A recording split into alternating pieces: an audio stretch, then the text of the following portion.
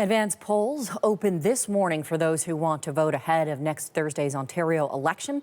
As the provincial election enters its final week of campaigning, candidates will try to brave the winter weather to get their message across in person as well as online through more advertising.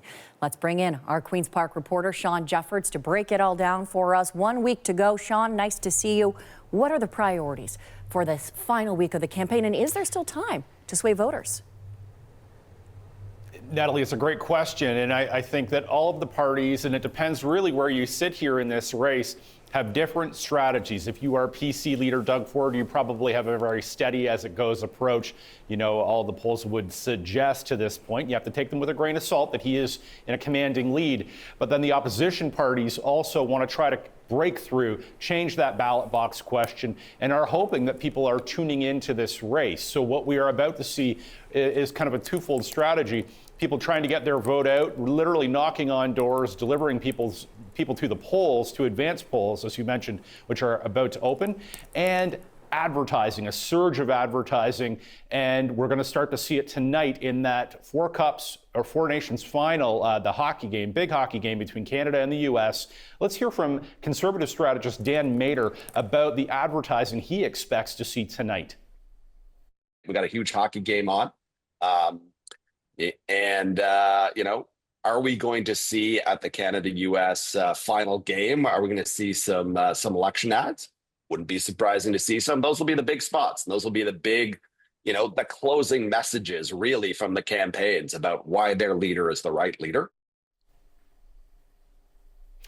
So I've reached out to all of the campaigns, and they've told me that they do plan to run ads during this game. So the Conservatives say they've got a minute-long spot and two 30-second spots. The Liberals say they have a new ad dropping, and the NDP are also confirming that they are also going to be advertising during this game, Natalie. It'll be interesting to see what they come up with. Now, as the saying goes, Shawn, the only real poll that matters is the one on Election Day. That said, as you mentioned, PC leader Doug Ford is ahead in the polls. Make of that what you will. But what do you expect his priorities are for this next week? Natalie, we are already starting to see the Premier's strategy shift over the last 10 days of the campaign, running a more classic front-runner style campaign. He's not taken questions from reporters in Ontario since February 10th.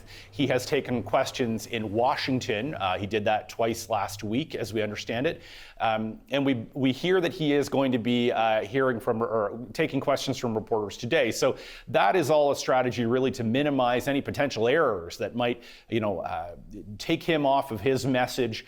And, he's getting criticized for that by the opposition, by Liberal leader Bonnie Crombie, NDP leader Margaret Stiles, saying he's hiding, he's avoiding accountability. So obviously creating some conflict there, that strategy on the campaign trail. Liberal leader Bonnie Crombie, we know, has been making calls for NDP voters, Shawn, to vote Liberal, this in order to stop the PCs from winning. What does Crombie's appeal tell you about the state of the race? I think it speaks to a very strategic move that the Liberals are making right now to hive off swing voters between her party, the Liberals, and Margaret Stiles' party, the NDP. And there are tight races in Toronto that the Liberals would like to win. Some races up in Thunder Bay they'd like to win. Hamilton as well. Seats they are targeting where they are in stiff competition with the NDP, who took those seats back in 2018 when the Liberals were decimated in that race. So this is a very strategic move. Let's hear from John Malloy, former Liberal cabinet minister, about how it would impact him in his riding when he was a politician. What would I do in the final days? I would go and knock on all the doors which had NDP signs, and I would plead with them and say, look, voting for the New Democrats is going to waste your vote, and it's going to help the Conservatives get in.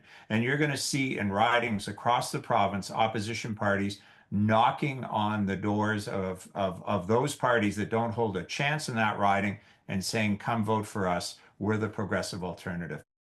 And quickly, Shawn, while we have you, I have seen a lot of the province has seen a significant amount of snow over the last week. So how could that affect things on Election Day? Natalie, it's a real factor. I've spoken to, as I mentioned, strategists from all the parties who are concerned for sure that we may get another blast of snow, and that may have an impact on both the advance polls over the next 3 days and Election Day.